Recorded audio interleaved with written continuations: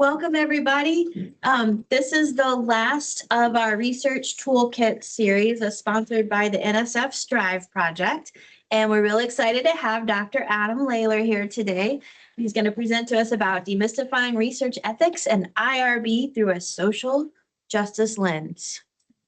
Welcome. Thank you, Amy, and thank you everyone for coming out today. It's one of those things when I was asked to do this one, I'm like, it's not the most riveting topic. It's gone through a couple of iterations and hopefully I've made it a little bit more interesting. But know that I get it.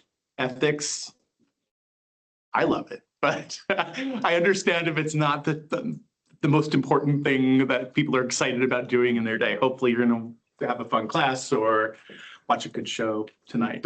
You carry the APA style guide in your briefcase. I do. I am a nerd. I am a nerd. But what edition? Oh, it's 7? Yeah, it's 7. Sometimes I carry the DSM as well. So, but today's presentation is demystifying research ethics and IRB through a social justice lens. Some of this is going to be certainly repeat for folks who have been researchers for many years, but hopefully I can infuse a little bit more about why it's so important and the opportunities that ethics and the IRB offer for researchers as well as society at large. So just to begin and to tell you a little bit about why I was asked to do this one. Again, as Amy said, my name's Adam Lalor. I am the Vice President for Neurodiversity Research and Innovation at Landmark College. I also have the dubious honor of serving as the Landmark College Institutional Review Board Chair.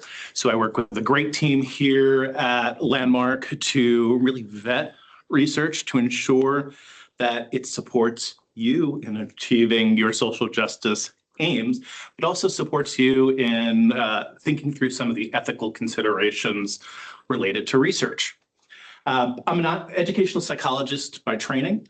My area of focus is squarely on individuals with disabilities in higher education broadly. And certainly here at Landmark, the first college in the world exclusively for students with learning disabilities, ADHD, and autism, I focus on what it says in my title, neurodiversity. I am a researcher. I mean, my main areas of research really go into related to college student success and transition. And more recently, I've really focused in on ethics because, well, it's not the most riveting topic for a lot of people. It is for me. I should also mention I serve as the chair of the Association on Higher Education and Disabilities Research Committee. And serve on a variety of other professional association committees related to research. So as every good educator, I want to start with a brief preview of what the agenda will be. First, I'm going to define some terms. What are research ethics? Then go into what I think is really key. Why are they important? A lot of us know what they are, but we struggle to say, okay, what's the importance of these things? Why do I have to spend time getting trained at it? I know how to do research. Well, this idea of ethics really is critical, and we'll talk about it really from a social justice perspective. I'll talk about what an IRB or an institutional review board is, and I'll probably talk a little bit about what it isn't. And then finally, how does the IRB support ethical research, ethical social justice research, and then offer opportunity for question and answer. That sound like an okay scope for the day? Perfect. I met what the abstract said. So what are research ethics? Now, Department of Health and Human Services, will define what research ethics are. And there are a variety of parts of research ethics. Various different components, from integrity to beneficence to confidentiality, justice, non-maleficence, and integrity. So, these are different components. If you're not certain what some of these terms mean,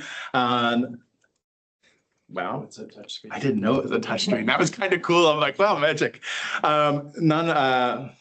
Maleficence means essentially do no harm. Maybe heard that a lot in the medical profession, but that's do no harm in research. I mean, our goal is not to harm the people participating in our studies. We are trying to be beneficent, provide benefit to those who are participating in research. How can we do research that will benefit in terms of institutional research, human subjects or human participant, how we support people, and how do we support society? So what are research ethics? Research ethics are the set of moral principles that guide researchers to conduct and report scientific research without deception or harm to the participants or the society. So a lot of the things that I've talked about related to these components, but I really want to focus in on a couple areas that I've highlighted here. First is moral principles. These are values. These are people's morals. We know that morals and values change from culture to culture. They change based on time period. They change based on knowledge and new things that are developed. So moral principles are evolving. And certainly in recent times, that the idea of social justice has become one that has coalesced more into a framework. So we'll be talking a little bit more about social justice, but because social justice are values, frameworks, and morals, it directly has implications for ethics. They guide research. Ethics guide research. Ethics generally don't determine research, but they might determine what not to do. They might help you understand what not to do and how you can better ensure confidentiality, justice. I'm not going to even try to say that word again, autonomy, integrity.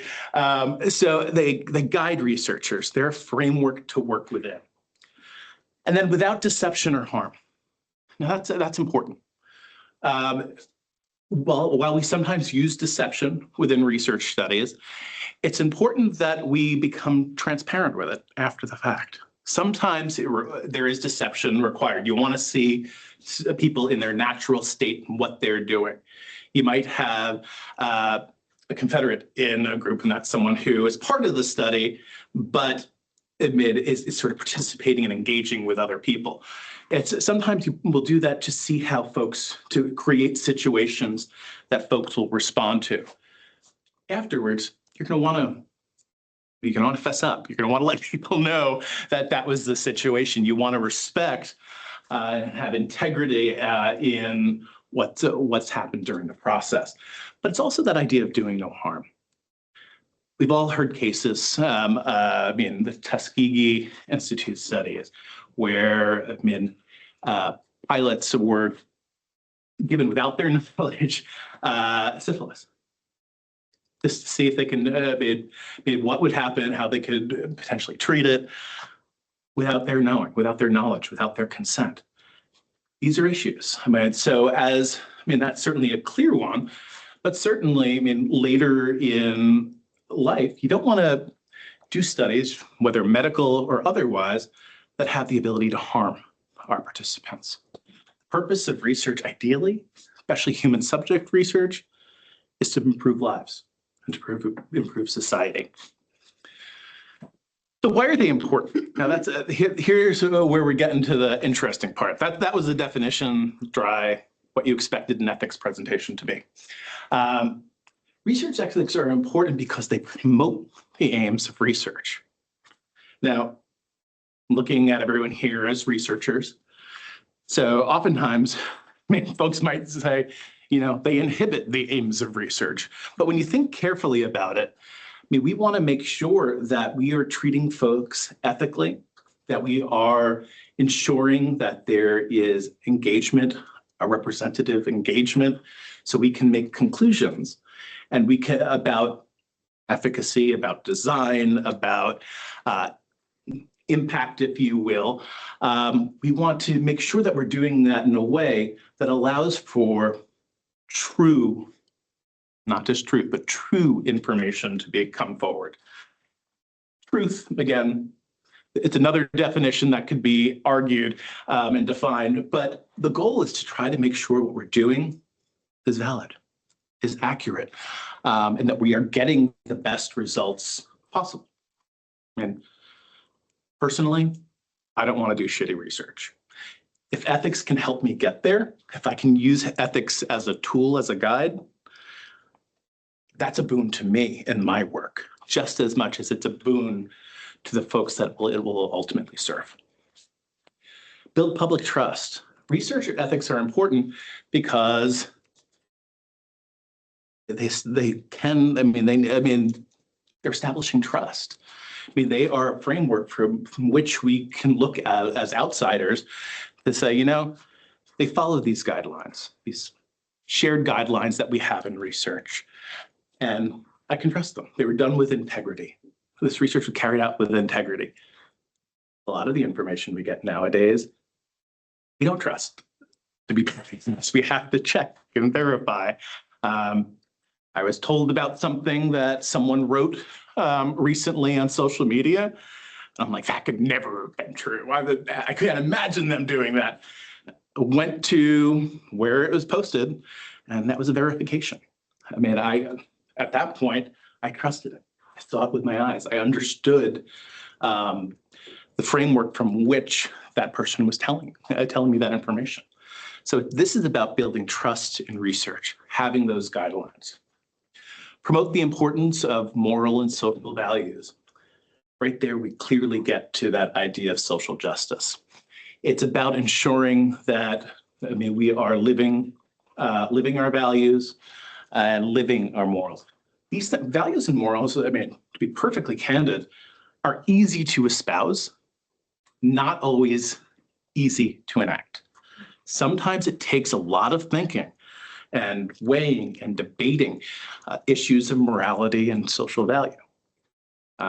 So, as I'll talk about later, that's where an IRB or an institutional review board can really be helpful.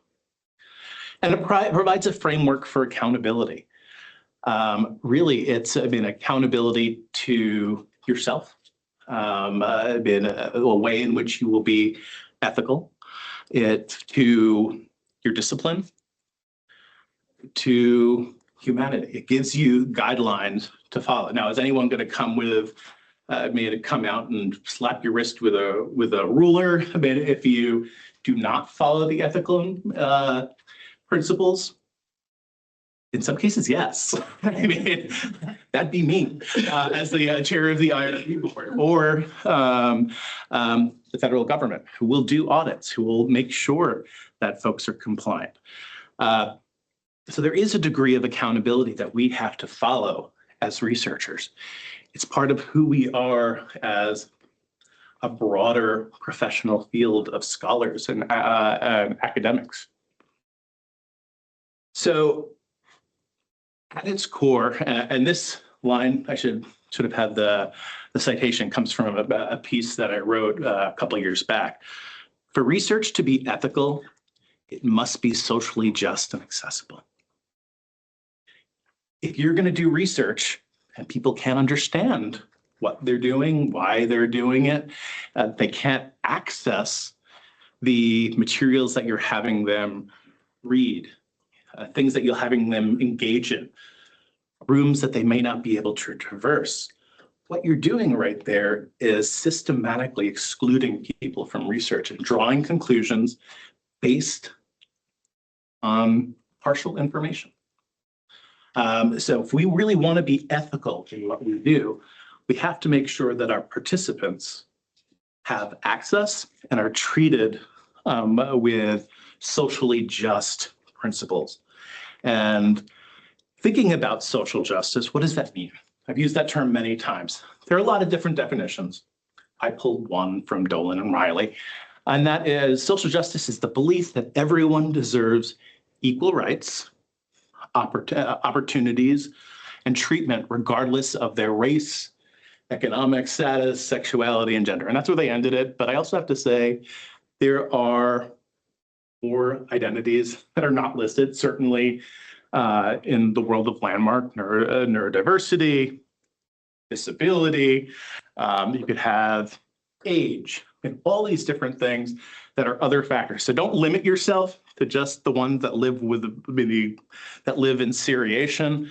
Think about all the different ways that social justice might relate to identities. And there are a lot of components of social justice. There are different frameworks. This is the one that I'm going to put up is from the United Nations. Figured, reputable source. They talk about equity, that idea. I mean, the last definition said equality.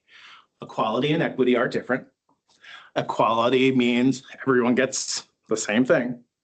Equity means that really that people get what they need, that they get in different situations. One of the common images that is shown is people of different heights watching a baseball game over a fence. Well, I mean, there are different ways. I mean, you can give everyone the same box, and you have the shorter person still can't see. You can give them different heights, and yes, you know what? If the taller box for a shorter person, now they can see over it, and the taller person doesn't need to be 14 feet in the air and afraid of falling. I mean, equity, what people need. Now, even better would just be to pull down that darn fence and let everyone have it, whether or not they can even get on a box. We have our colleagues who use wheelchairs. Well, they can't as easily get up on a box. If possible, let's just pull that fence down. Access, and it goes into the, I mean, I was talking about access a little bit in that equity example, but in terms of access, that means that folks can really make use of the products, systems, environments, information that they're presented with. Now, that's generally what we're talking about in terms of disability access, but there are other types of access too. And you think about socioeconomic access. You're talking about access that I have issues with when I'm sitting in a chair on an airplane. It's not really accessible for someone of my size.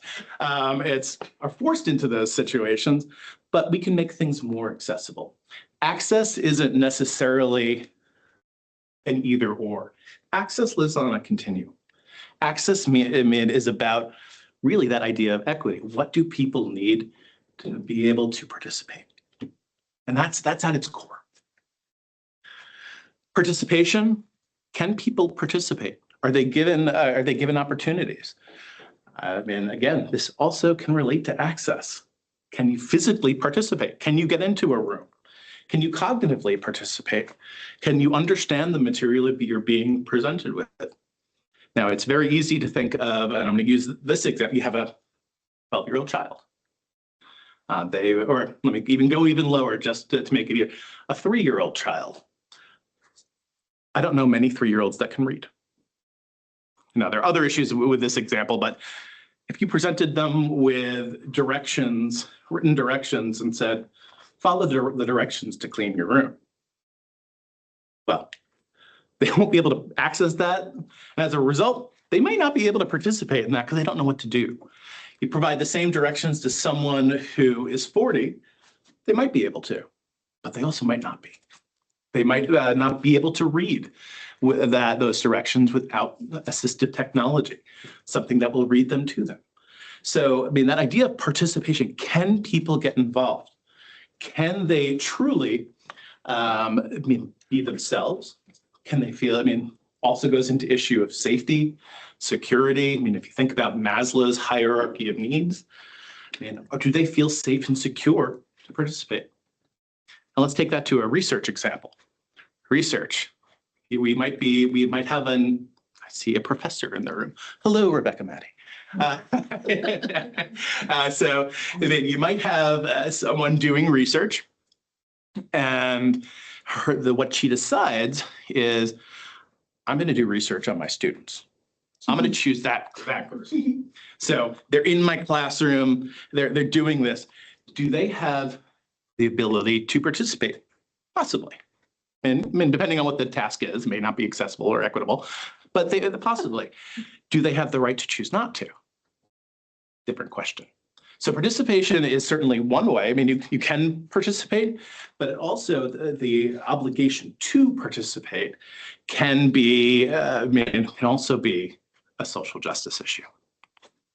Rights leads me to rights. See, these things are connected. That's why they're oftentimes portrayed in a circle. Rights. What are the rights of our participants? I mean, what do we give them? Do they have the rights of all human beings? Hopefully. Have we constricted those rights in a research setting? Sometimes that happens in order to carry out research. So the right they might have is speaking during a study, distracting. I mean, they could talk and distract other people. They still have that right, but we might be tamping that down, saying, no, don't speak. Don't do these things. So sort of taking some away, at least for that particular situation. In terms of rights, they also have the right to know what the study is, what they're participating in. Do they have the right to say, in the case with Professor Maddie forcing her class to engage in research, do they have the right to say no without feeling pressure or without being expected to engage in something for fear of retribution? And then diversity, the last real social justice concept. And it's that, are we including all folks? Are we making opportunities not just for the folks who are white, Caucasian, a bit majority in terms of power differential? Are we making room and opportunities for participation and engagement and justice and access and equity for all the identity groups that we were talking about before, plus the et cetera that weren't listed? Those issues of diversity, respecting that, understanding what diversity is, understanding what diversity is in a contextual environment. Now, I might go home back to New York City, and I'm in an environment where I might be the only white person in the room. It might be me, and where I grew up, a lot of Korean Americans.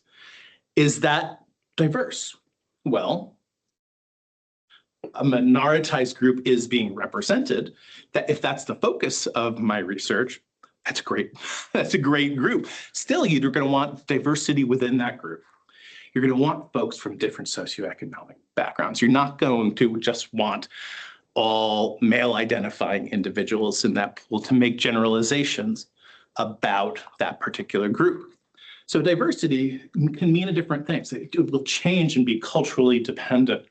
There's also the idea of respect for diversity and the differences between humans that may or may not be implicit within a research design. So one example of this from the disability research, there was research done that as an expectation, everyone was assumed to believe and value self-determination. That is generally something that a lot of Americans believe in, that folks should have the right to choose their own direction. That said, we do have cultures and groups within the United States who do not value that ability to self-determine. You're part of a community. You're part of a family. You have to be thinking about the dynamics of your community and family, not just yourself. So it's, back when I was very young, I was in the Cub Scout organization, and one of their mantras was God, country, family, self. And if you look at those values, where is the self in that? It's in a different order. Now, I'm not saying that, I'm not making any statements about Cub Scouts right now, but there is a different hierarchy that is sometimes present, even in some of our subconscious, lived cultures and communities. So what's accessibility? So I've talked a lot about accessibility so far, but I'm going to just make it a little bit more explicit. Accessibility is really, I should admit, it's where they can obtain information or access services as a fully, equally, and independently as a person without a disability. So, I mean, you have some additional things that factor into that idea of social justice. You have full participation, not just participation, but can everyone engage fully? Can they engage with the activities? Can they engage with the websites that you might be directing them to? Can they engage fully with presenting their thoughts, perspectives, and opinions? Can they engage fully given the environmental constraints, whether it is physical environment, cognitive environment, so that they can be heard just like everyone else? Equally, we talked about, but independently is also. I mean, do we need to make accommodations for an individual in order to participate? Or has the research been designed proactively to meet the ability needs for as many people possible? Do we have multiple versions of our consent form? Generally, consent forms are presented in one or two formats. I mean, they're either presented in paper copy or they're presented as electronically. Different people need different things. And if we can present things in a format that's accessible to as many as possible, it gives them choice.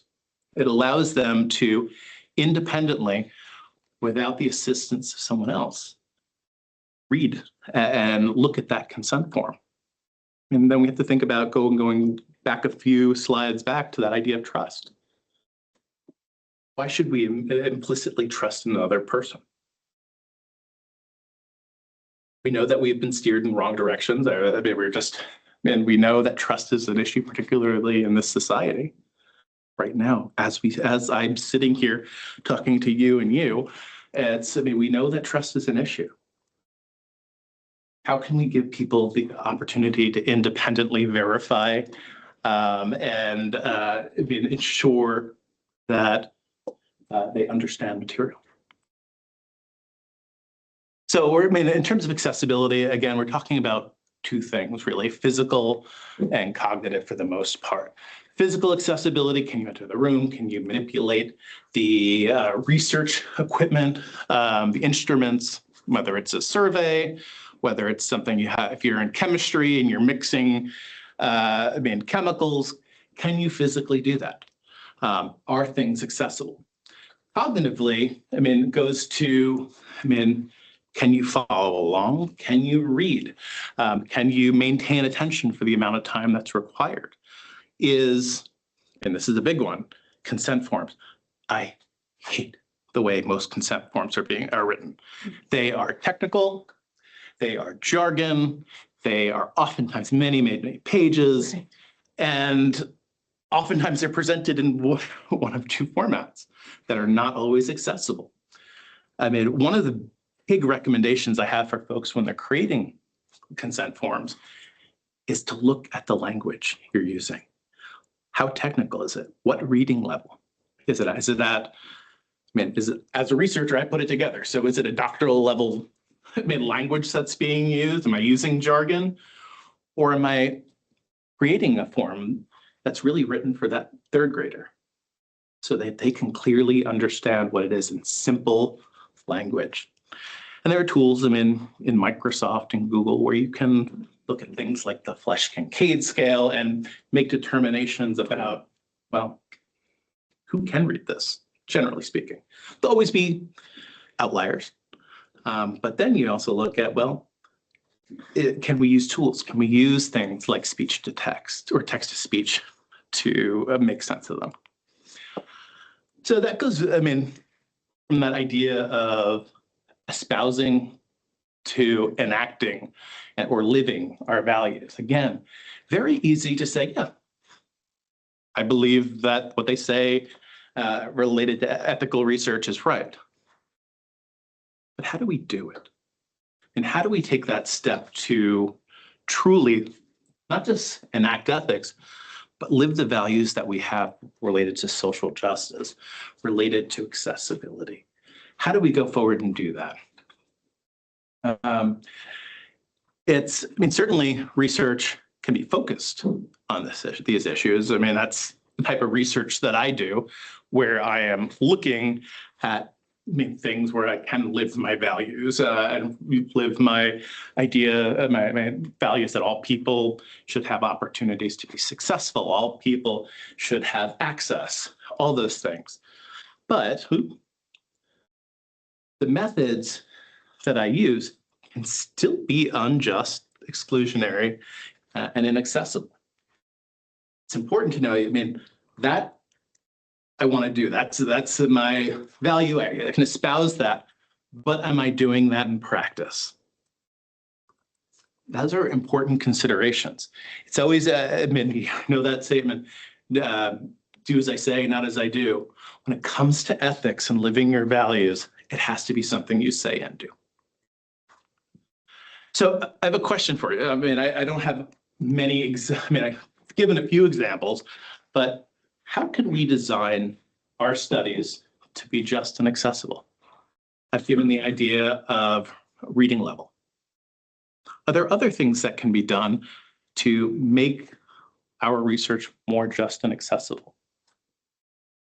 Posing the question, not Gabrielle. If you're doing interviews, you can offer participants the option to do it remotely or in person. Yep. You can give options. You can give options for how they're going to engage in and participate in the study. Certainly we want to make sure that we have some limits to that, because we are doing research and we want to make sure that our findings represent the population well. But if there are opportunities to to provide those options, why not? Other thoughts?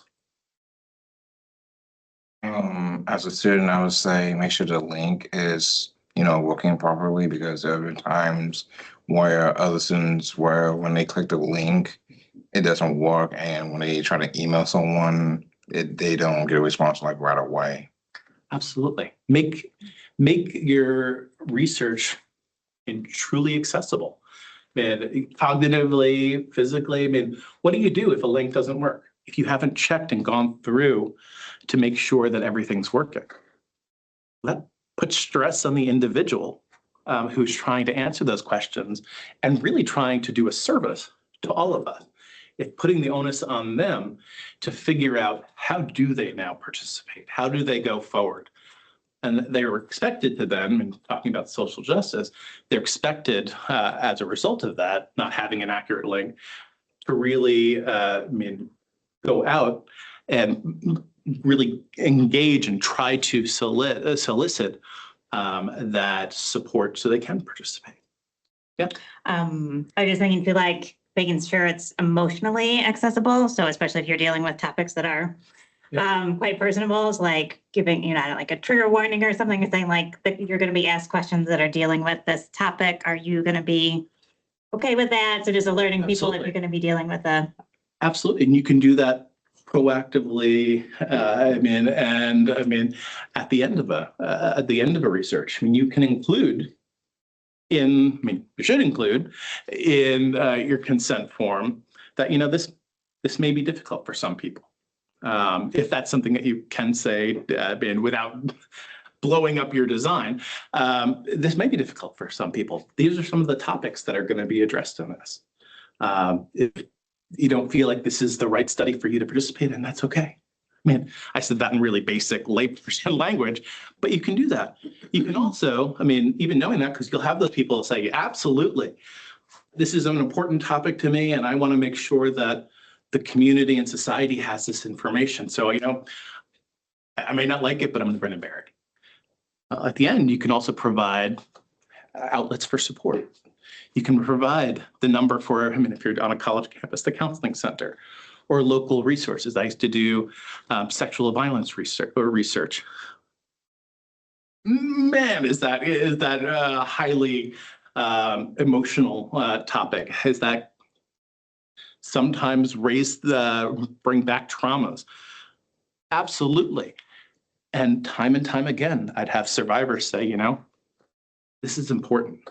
This is important. I don't want anyone else to be in the situation that I've been in. So if I can participate to help someone else and reclaim some of that power back by doing something against it, absolutely. But that doesn't mean it's going to be easy for them. Are there support services in the local community, people that they can talk with? Because it will stir up emotions. So what are those things where we can make sure that folks are aware and then supported. Other thoughts? I was just thinking about that pre-work, that orientation, things that might be in a consent form, but that can be pretty lengthy, which is why they get so lengthy, because they're talking about the emotional components or the accessibility issues that might mean. If you're using a PC, you can access this link, but if you are using an Apple, you may have to navigate through that can get really lengthy. So that's a lot of pre and post work, not just the design. The design stretches out before and after with the debrief. It's not just refreshments for those who have been sitting for a while and need a little sugar. It's the counseling staff or a bathroom that's accessible and nearby. Absolutely. Breaks. You can build in breaks. There are different things that you can do to really respect the lived experiences of your participants who are giving time not only to you as a researcher, but broader society and the scholarly community. Any others folks can think of? Gabrielle. You can, if you're going to be giving verbal instructions or asking questions verbally, you can provide those in advance in a text format for people with auditory processing issues. Absolutely. Oftentimes I'll provide questions in advance. It allows for think time. Conversely, I can also, or not conversely, in addition, we could also provide opportunities for folks who walk away and say, I've been mulling this over and I have more information to provide. That's like a researcher's dream, to have people no, I didn't give you complete information. Let me give you more. It's okay. I guess maybe if you're a qualitative researcher, it's more transcription. But it's you get better data. This is more detailed than that, but in addition to this idea of having the transcript, you can give someone something in advance. But executive functioning wise, while they may need the time to read it in advance, they won't. So structuring a time to deliver it orally or give them time to sit with it in advance. They're oh, I didn't get to read that.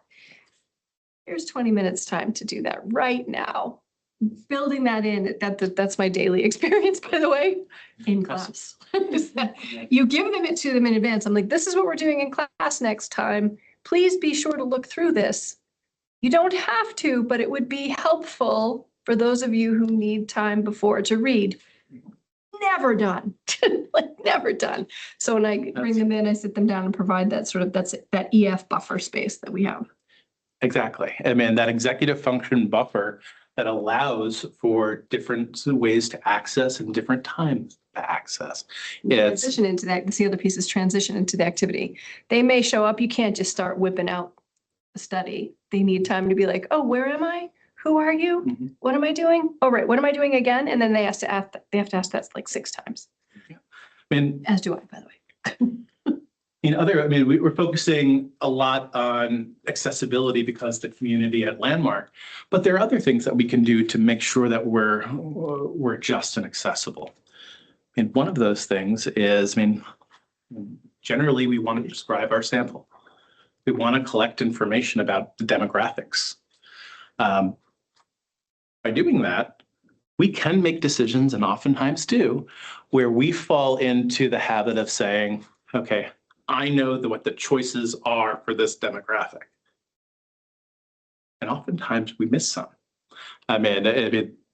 Looking at gender, and you have man, woman, non-binary, transgender. You also have, I prefer to self-describe, or I'd rather not describe. There are lots of different, it's not just the binary choice.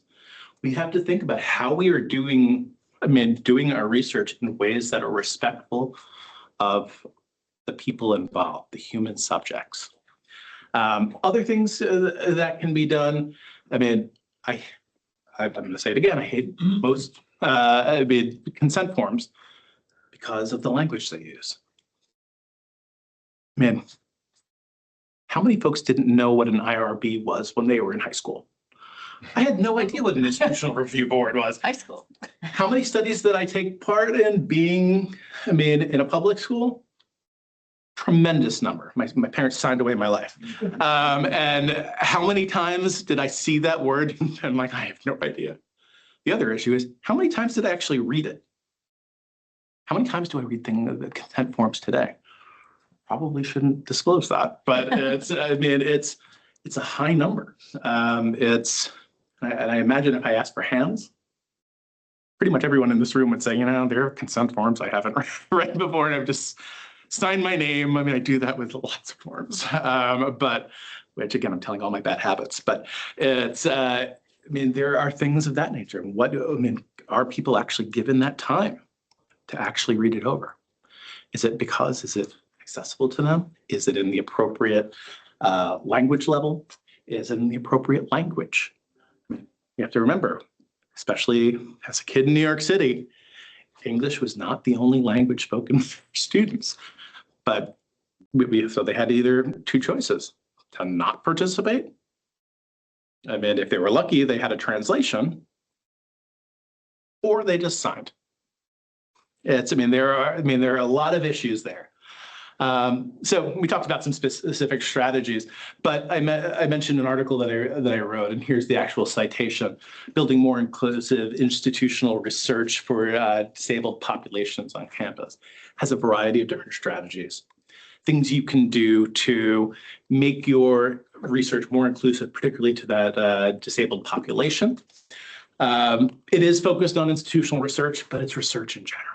It's just good practices. Other things that we talk about in that article is co-design and engaging the community in everything from the conception of the question, what questions are being asked, to how data is being collected, to all the way to how are we getting information about this out to the communication, to the community who donated and offered their time to participate in it. We want to make sure that that community understands and sees what was written. So one body who can help all this, and I say help because not all institutional review boards are created equal. The Institutional Review Board, or IRB, is really a body that exists at a college or university. Most colleges and universities have them, especially the ones that are research focused, to really vet the research that is being done. Here at Landmark, I serve as the chair, but we have a committee. We have, I'm just looking around the room, Rick Breik, our senior director of LCERT, is a member of the Institutional Review Board. Oftentimes they'll vet my stuff, but it's a group that is there to serve. It's a service group. An Institutional Review Board, just for a more specific definition, are a committee that reviews, approves, and regulates research conducted by its members to ensure that the risks faced by the human participants in research are minimal and respectful. At their core, we're trying to help you, not just espouse, but enact your values, your ethics, your social justice principles, your accessibility principles. Ooh, that was a bad slide, but ooh. I'm just going to go to there. See, that's when I try to get fancy. But what does an IRB vet and not vet? So IRBs vet systematic investigations of human subjects where findings are intended for public dissemination. So break some of that down. Systematic investigations. We're talking about the federal definition of research, where it's systematic, that's not learning activities, not quality assurance assessments with human subjects. So the IRB is really looking at humans, participants, where they are the unit of analysis, where findings are intended for public dissemination, things that we want to share outward, whether it's through posters, presentations, articles, books, journals. Interestingly, journalism is not included within that. So if it's from the New York Times or Newsweek, we do not review that. Learning activities, this is something we don't review, and this is important for faculty in there who will oftentimes engage in things that look like the federal definition of research, but don't include all those components. So educational activities or learning activities are intended to teach, including research skills, but are not intended for public dissemination. Okay, so you're not going to be sharing things outwardly. It's going to be kept in. For example, it's if you're teaching a statistics course and you want someone to have data to be able to manipulate, that they're sort of find fun and engaging. You might have a student go out and say, hey, I'm going to talk with 100 students on the Landmark College campus and find out what their favorite color crayon is. And then I'm going to analyze it.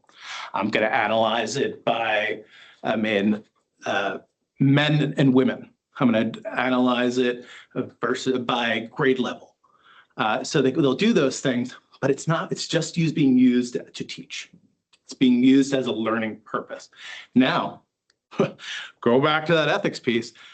Just because an IRB does not review learning activities doesn't mean the research can be unethical. Like, I hope we can all agree to that.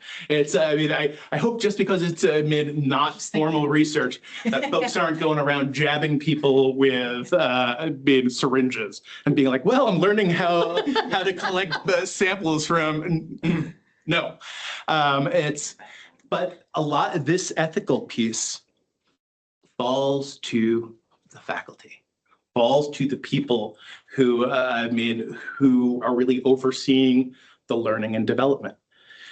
It behooves them to make sure what they are doing is ethical and not invasive, doesn't harm or hurt folks, that their students are asking to help them, with this learning activity.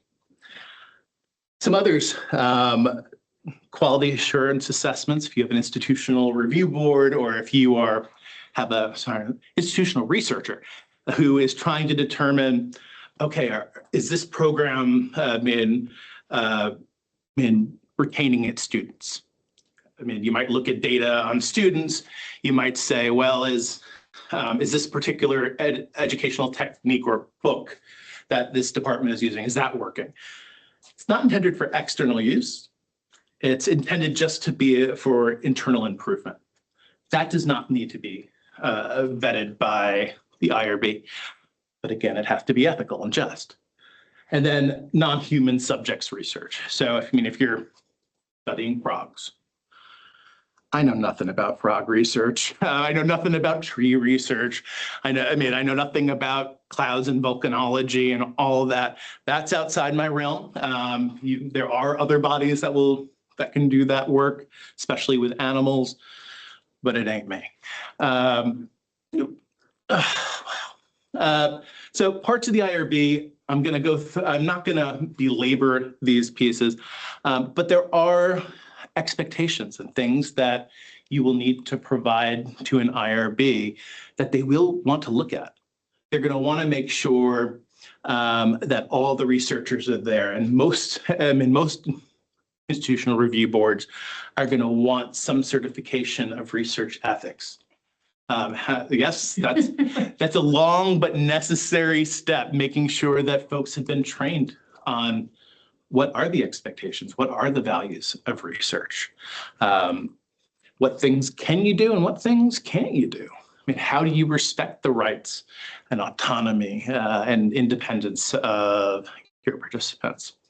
So all these things will be looked at by an IRB.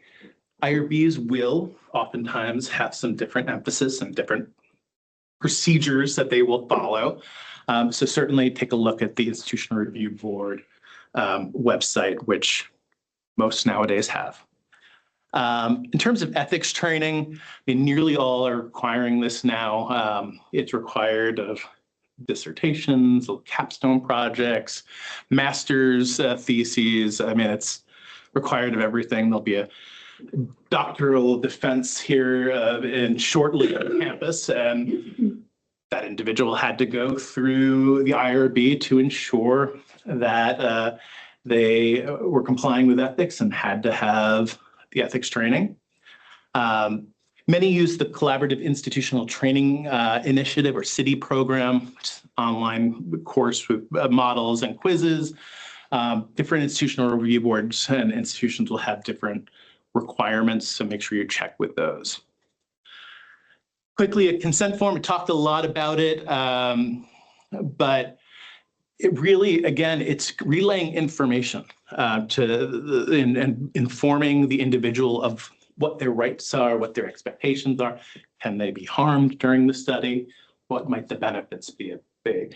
And really allows for that informed decision-making. So going back to that accessible idea, consent forms aren't accessible.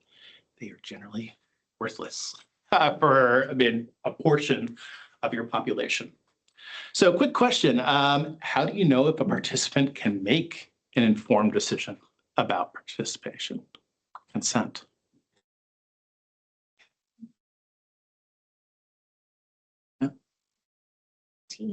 Are they over 18? Are they adults? Yeah.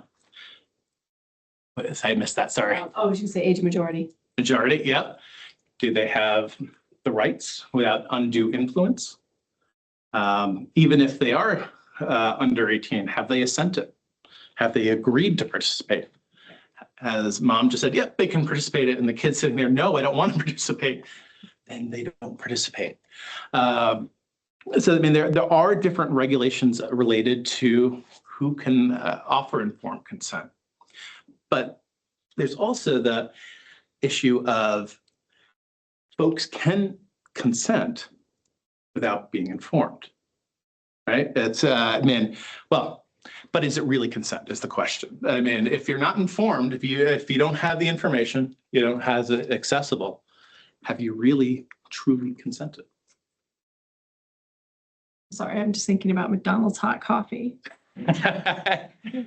You've been informed that this coffee is hot and could cause damage. Yes. It's not research, but practice. Yes, good, decent practice for mitigating litigation. So you can't always tell. And to be perfectly honest, you have the guidelines about age majority, things like that. But if we're talking about an individual and their reading level, I have no idea what the reading levels are of everyone in this room. No clue. But there are questions that you can ask that are aside from the actual consent form. Does anyone need this in a different format? Would anyone like me to read this out to them? I always read things out anyway in the consent form. That's oftentimes why I really encourage shorter ones that are just clear and straightforward. But there are things that you can do to help mitigate. And that's the goal. You want to mitigate a lot of these ethical problems if you can. You might not get everyone captured. That's something that we can try to help you with as an IRB to think through those things. But there will be times when you're not 100% sure if everyone got picked up on all the information and has the ability to actually interpret, understand, and provide that informed consent. I ran into this in the only time in my life I've ever done any sort of major research, but I was working in rural villages in Cambodia for a while doing like water sanitation projects there. And at the end, we were doing assessments on the efficacy of the projects and the educational programs we were running. Obviously, the people that were in the communities that we were serving, we'd gotten to know them over time. And so there was this, and there's also like power distance dynamics within the culture. Yeah. So yeah, just the way, and it was just for my master's research, so no one else in the organization, but I basically removed myself from it so that I hired other Cambodians to do the survey that I designed, Yep. but do it within the communities where I was not present and it was full autonomy. But Yeah. it was just the idea that I couldn't really be present even during the surveys Yeah. without some sort of influence. Absolutely. And some cultures will have that expectation that, you can't really, I mean, they'll have parameters. I mean, if you're in, my son was just in Belize, so I'll use Belize as an example. You have to make sure that the folks, that the local community in Belize has the same standards, whether it's formal laws, regulation, or cultural standards. Said that because sometimes you can fall into that undue influence over a project. So just to wrap it all up, yes, I understand learning about ethics can be boring. Hopefully I wasn't that boring. Yet, for those of you who believe in social justice, accessibility, ethical research design is truly a place where you can not only espouse your values, but enact them. IRB review and development of budget proposal is a tedious process. I hate writing them. I review them. I hate writing them. But for those who believe in social justice and accessibility, IRB review may help you to put your beliefs into